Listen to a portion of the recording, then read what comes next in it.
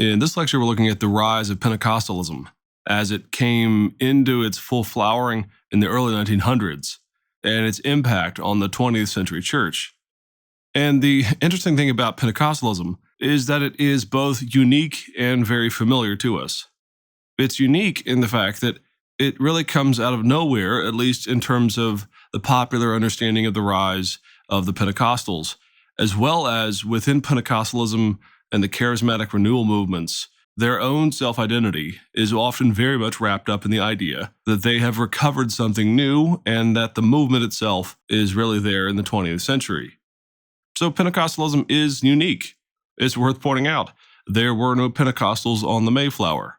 There were no Pentecostals that signed the Declaration of Independence, and there were no Pentecostals in the Civil War. Pentecostalism then, and the charismatic movement that comes out of it, really does reside in the 20th century, and so we can affirm that it is a unique thing. However, for all of its newness, for all of its uniqueness to the 20th century experience, Pentecostalism still feels very familiar to anyone who is at least aware or who participates in the Christian church today. And they are familiar, of course, because they're so numerous. Today, Pentecostals and Charismatics number about 500 million Christians around the world. And that is to say nothing of those who are sympathetic to the charismatic perspective on the Christian life, though they themselves might not identify as charismatic. Of the 500 million, 279 are Pentecostal, and we'll get into the distinction between Pentecostal and charismatic here in a minute. But with those numbers, the Pentecostal and charismatic movement and those who identify as adherents to this brand of Christianity, to this brand of evangelicalism, this means a staggeringly large number of those who are Christian in the world identify in some way as being charismatic or Pentecostal.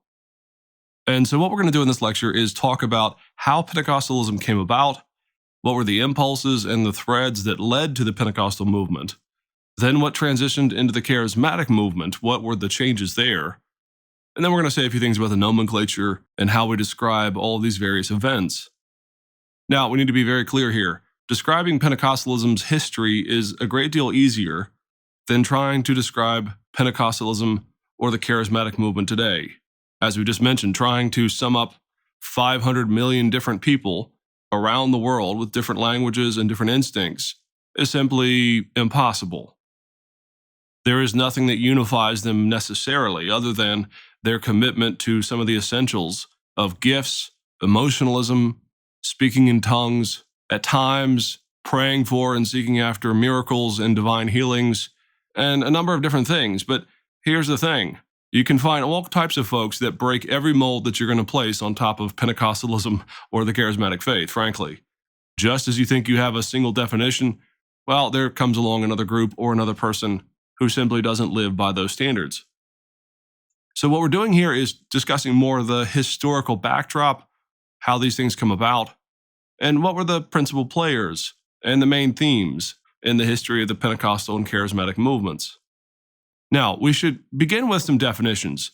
What we're going to do is we're going to talk about the three waves, or as I'm going to say, potentially the fourth wave of the charismatic or Pentecostal movements. And then what we're going to do is we're going to go through them specifically and put some feet under them and talk about the individuals and the groups that are involved with each of these waves.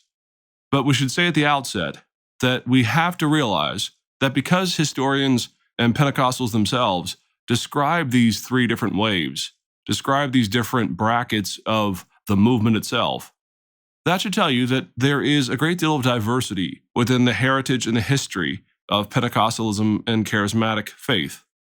Trying to say that, well, all charismatics are this, whether or not you agree with it or not, or that Pentecostals are this, again, very, very difficult in the context of the historical record, because what we have here are a number of different impulses, a number of different instincts, and things go in different directions. So just a word of caution. We have to be careful here. What we're doing is providing some nomenclature and some structure to a very amorphous movement. But that should not be read as ironclad, straitjacket systems, as if any of these folks just simply will not agree. Three waves does not mean three denominations. Rather, it means three unique periods of time where we see an outflowing of Pentecostal faith and then later the charismatic faith. Now, you probably realize at this point that I keep distinguishing between Pentecostal and Charismatic. Well, that is actually part of the story. You see, because in the first wave, what we have is the wave that we call classic Pentecostalism. Classic Pentecostalism is right there in the early 1900s. It's a movement that, again, gets going in fits and starts.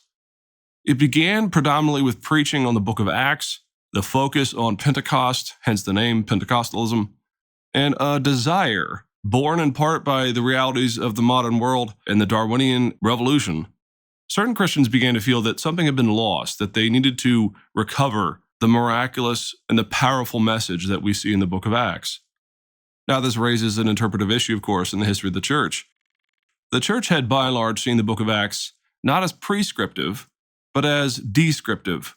That is to say, the church looked at the book of Acts as the story of how the church itself unfolded through the ministry of the apostles and the eyewitnesses. Now, obviously, they don't separate the church from the book of Acts, but you don't see a movement throughout most of church history for people to apply the book of Acts in their life, in their day, as something that is mandatory. It is a description of what was happening in the first century, not a prescription as to what should happen in every century thereafter. So the first wave is, again, very focused on the book of Acts. It's typically focused on revivalism, which we'll say more about in just a second. It's also very much evangelical. The unique feature of Pentecostalism in this first wave, though, in the early 1900s, is that these are the years of segregation, Plessy versus Ferguson, and the Jim Crow laws. And we're going to look at those features within the story of the American church in our next lecture on the Black church and the civil rights movement. But you have to realize that Pentecostalism comes within a world that is very much racially divided. And this is important to note because Pentecostalism is radically desegregated. In fact, many of the initial attacks on Pentecostalism, particularly with Azusa Street, were voiced not so much by principled theologians or pastors, but by the news outlets and the media who beat them up because there was a black pastor leading a mixed congregation. And this, of course, was seen as unseemly and in some cases against the law. So we're going to tell that story more in-depthly here in a second, but we have to realize that in the first wave, it's very difficult at times to parse out the attack on Pentecostalism by some as whether it was biblically motivated or motivated by racism. And the important feature of this movement, again, is that it mostly reaches out to poor, illiterate, or undereducated folks from a wide variety of backgrounds and ethnicities and languages.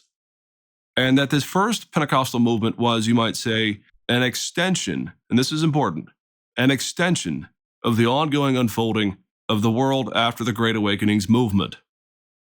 And this is something that's frankly not always understood or appreciated. The fact of the matter is that the speaking of tongues or ecstatic worship, really emotional revivalism, is not something that starts in the 20th century. It did not start with Azusa Street. As we've seen over the years, over the decades, in fact, going back to the mid-1700s, there are already very emotional, pretty ecstatic utterances and expressions of a revivalistic spirit within the New World. This is only intensified in the Second Great Awakening with the ministry of the Wesleyans and the Methodists and the Baptists.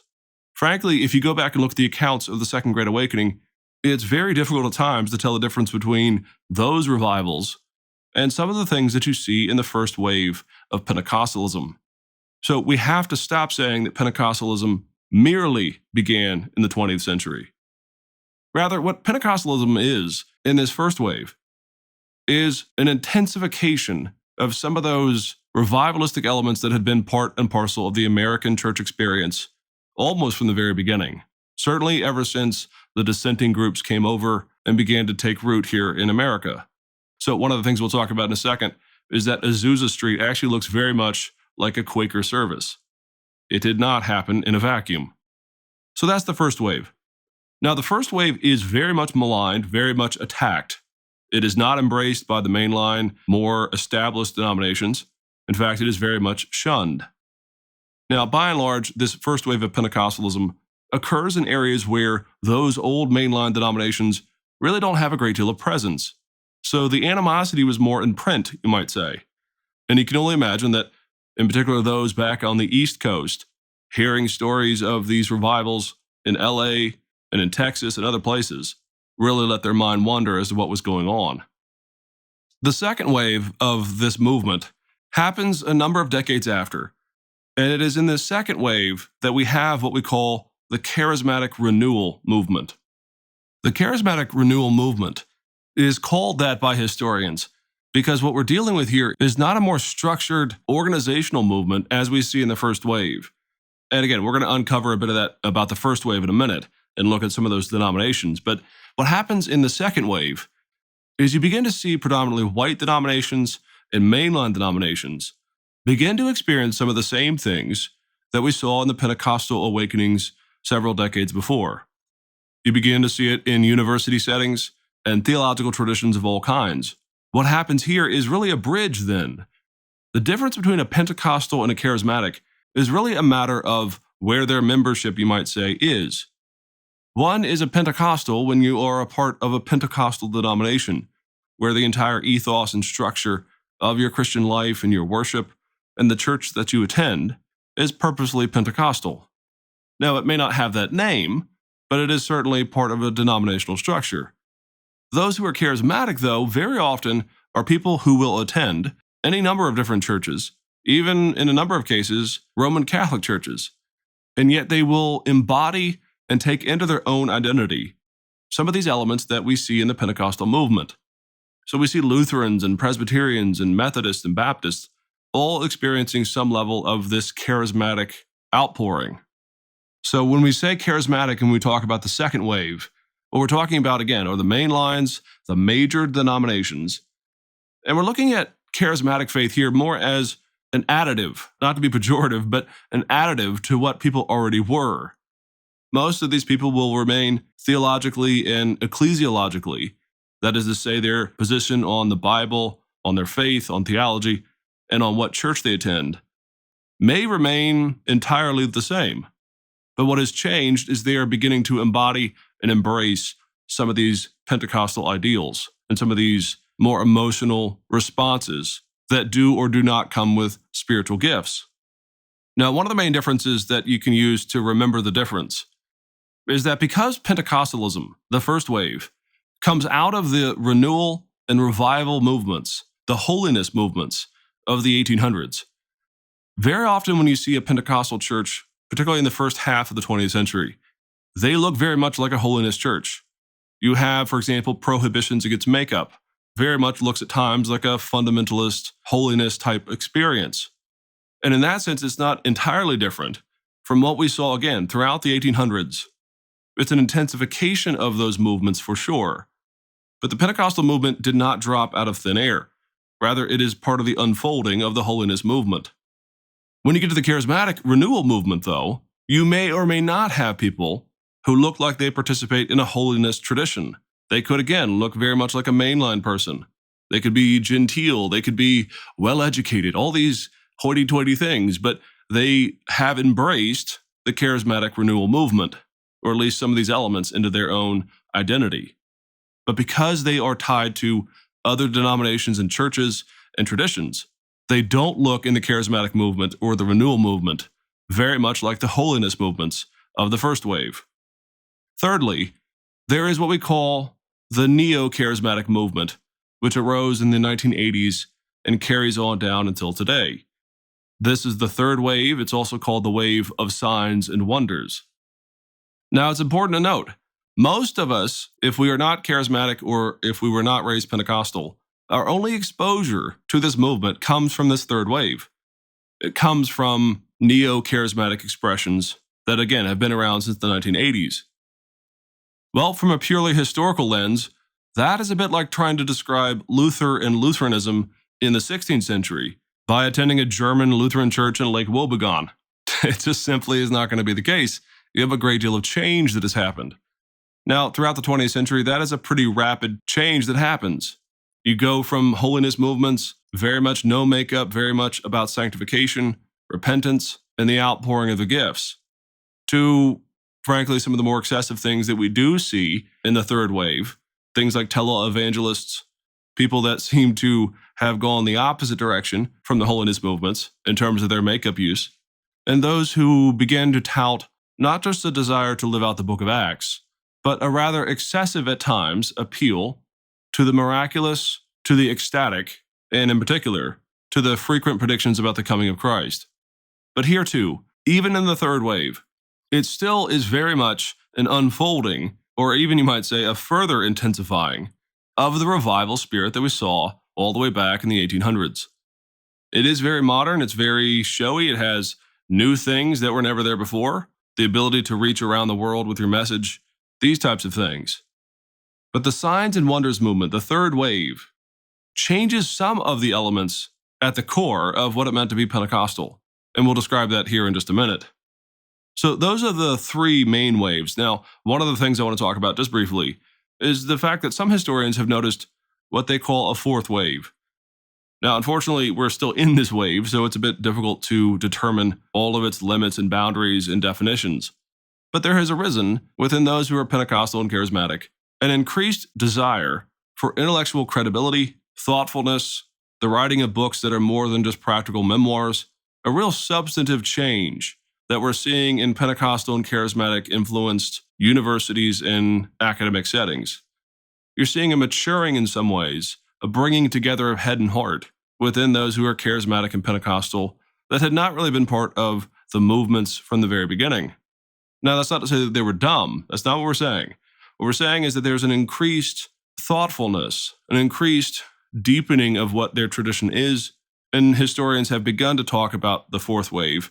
But again, not everyone agrees with this, and not everyone knows what this even means. But there are changes afoot.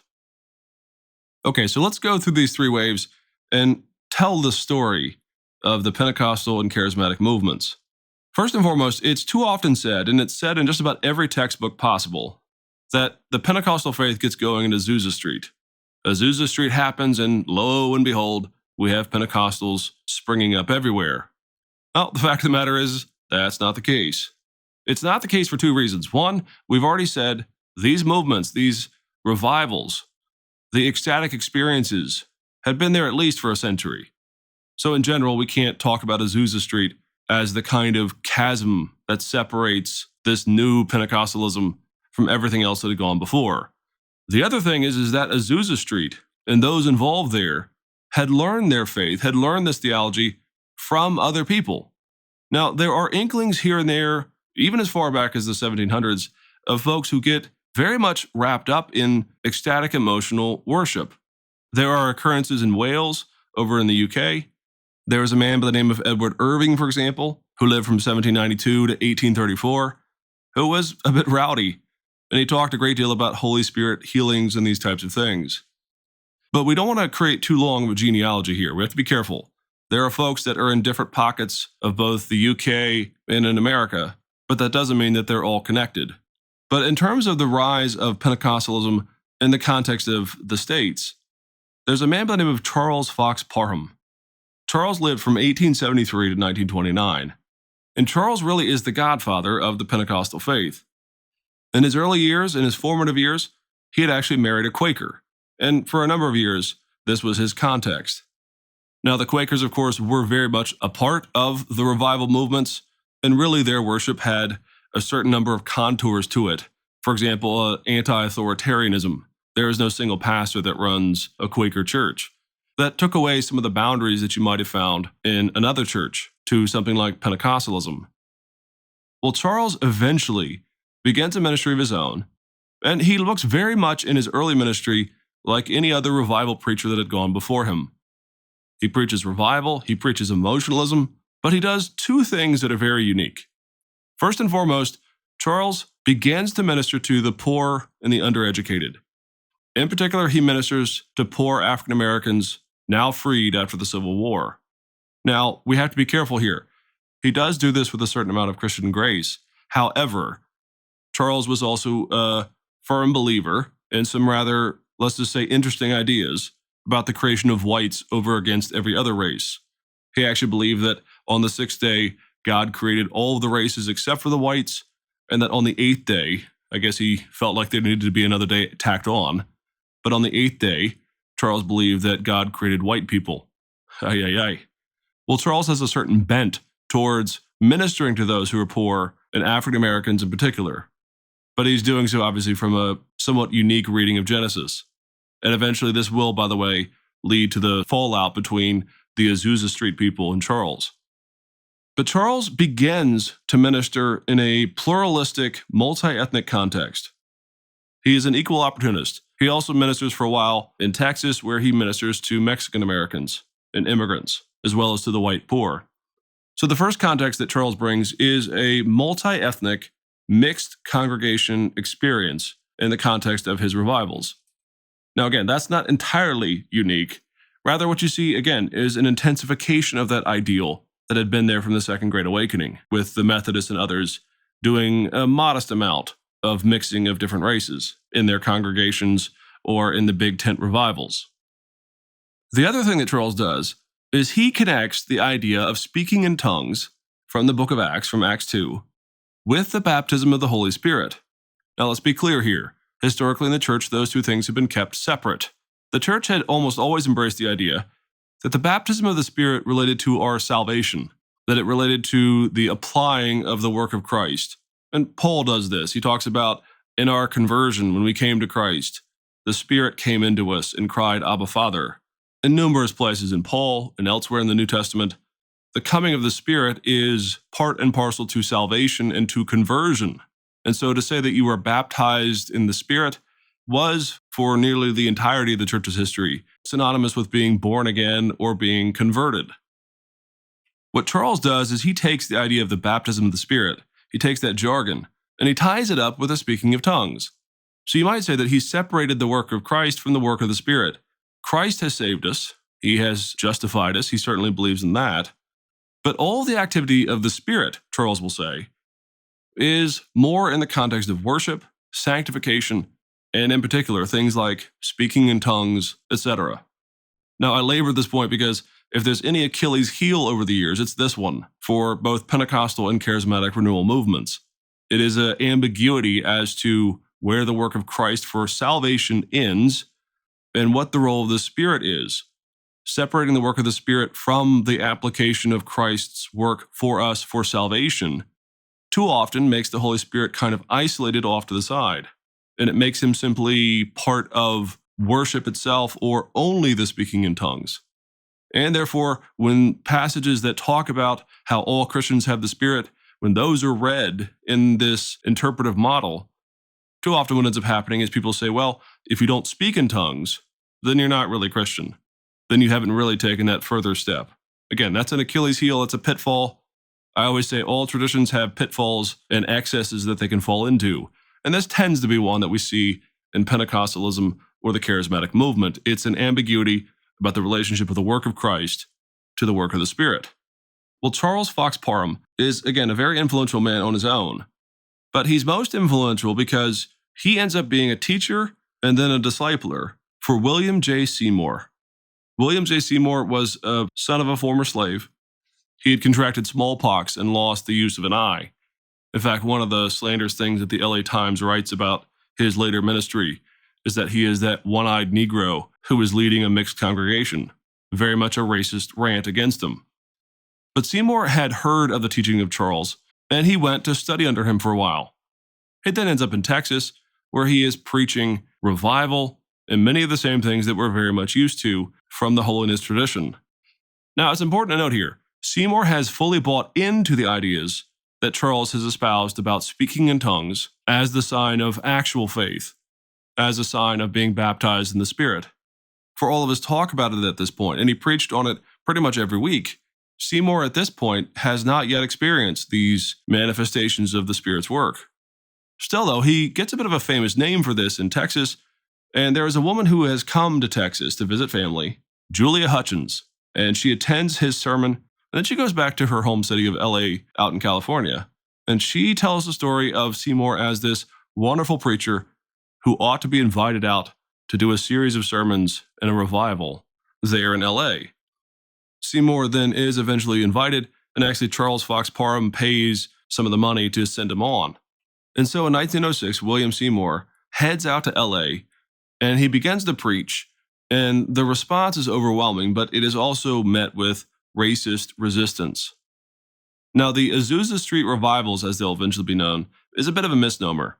It actually begins in a church, but eventually the elders of that church padlock the door and they say that his preaching is a bit extreme. The movement then moves to a house and it becomes a Bible study, but there are numerous tales of hundreds of people trying to get into this house to be part of the preaching and the revivals that are associated with Seymour. At some point along the way, Seymour does himself experience the speaking of tongues and the baptism of the Spirit that he sought and that he had preached so fervently. In the end, they do move to a ramshackled space that had been used for a number of manufacturing ventures there in the poor part of LA. And it's that third step that is at Azusa Street. And so the Azusa Street revivals last from 1906 to 1915. And they become really a national sensation. They make all kinds of headlines. And there are a number of different elements to it that people found crazy. But here's the thing. Most of the people who came to chronicle these events, in particular the journalists, a man from the LA Times, for example, often themselves were not part of a holiness tradition. So what they were witnessing was actually, again, pretty common in terms of the revivalism of their own day. But of course, this was also intensified to a certain extent. But to those who were coming from the outside looking in, this was crazy. But also, as we've said, there is a racist element here because Seymour in particular very, very conscientiously embraces white leadership, white congregants, as well as others. And the mixture of those who are attending include Asians, Latinos, African Americans, whites, poor, rich, and everything in between. It is a real melting pot, you might say. And so what happens just as frequently is the Azusa Street revivals have a double whammy, you might say. Because, for example, the LA Times journalist who comes to chronicle this both does not know what he's looking at in terms of church revivals, but he's also scandalized by what he called the Negro leadership of this movement that has all of these different races mingling. He was appalled racially. Well, the Azusa Street revivals really is one of the epicenters, one of the touchstones of that first wave. Coming out of this and other impulses towards revivalism and the speaking in tongues, you have formed all types of different denominations. You have the Holiness Pentecostal Church formed in 1911, the Assemblies of God formed in 1914, the Foursquare Gospel movement, which is often very much synonymous, that name, the Foursquare Gospel, with Pentecostalism. Well, that movement was started in 1923. The Church of God of Prophecy, again, a very influential, very large Pentecostal denomination today, got going as well in the early 1900s.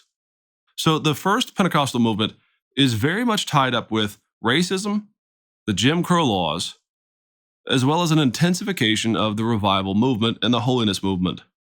What happens, though, in the second wave, as we've already said, is you see whites and the elite and the wealthy around different parts of the country begin to manifest some of the same realities that we saw in places like Azusa Street.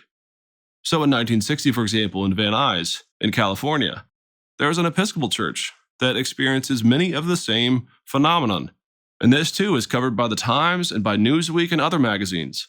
You also see major universities and the Ivy Leagues and the campus ministries on these campuses begin to experience many of the same things. So InterVarsity at Yale University is a great example. They began to experience the speaking in tongues, as well as other manifestations of what was traditionally called Pentecostalism. But there are others in the late 1960s. There are charismatic renewals spontaneously erupting in Notre Dame, a very Catholic bastion within America. And in fact, in 1968, there was held a Catholic Pentecostal conference, which of course is, again, the blending of the formerly Pentecostal world with the Catholic faith. Today, we would call this the charismatic renewal within the Catholic faith. But again, you're seeing others take this on. By the early 70s, that same conference, the Catholic Pentecostal Conference, numbers tens of thousands who attend each year. Also, in 1977, there was begun the Kansas City Charismatic Conference, a very, very huge and inclusive coming together of all types of different folks from Pentecostal denominations and from other denominations who had experienced charismatic renewal. So much so that by the midpoint of the 1970s, the AP, the Associated Press, reports that there is an estimated 10 million Pentecostal or charismatic Christians in America. Well, what happens? Well, in the 1980s, again, the third wave gets going. And we have to be careful here because, again, most of us are going to think that what we see on television, the more excessive televangelist experiments within the charismatic or Pentecostal world, or even some of the scandals that were associated with the 80s and 90s, that this is somehow part and parcel with all of the third wave of the signs and wonders movement. And I just want to urge some caution here. You can never define a movement by its failures or its excesses. Whatever tradition you come from, you wouldn't want anyone doing that for you, so it's best not to do it for our charismatic and Pentecostal brothers and sisters.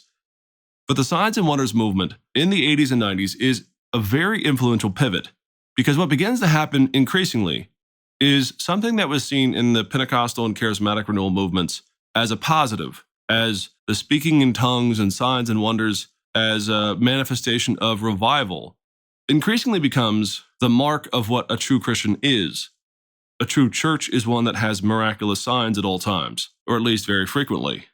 And there becomes a more circling of the wagons for some within the third wave, not by all by any means, and a real, again, intensification of certain elements that were there in the Pentecostal and charismatic movements, but now become more or less the defining hallmark of what it means to truly be Christian.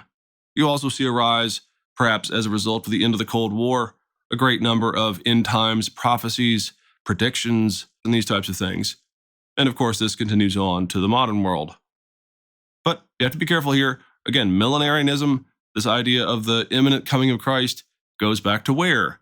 It goes back to William Miller in the early 1800s. It did not spring out of nowhere. So, in the end, the Pentecostal and the charismatic movement is not monolithic. There's a great deal of variety in it. And, more importantly, those who self-consciously identify as charismatic or Pentecostal number some 500 million. But perhaps the most important story, and perhaps the most intriguing element of this movement in the 20th century, is the way that it has become almost omnipresent in the Christian world. There is virtually no denomination that has not felt some of this come in and leaven either the pastors or the laity within their churches. And that rapid change from being marginalized and scathingly talked about because they were racially mingled, to then move from that to becoming a powerful influence on a number of different denominational fronts, is a story that is truly staggering.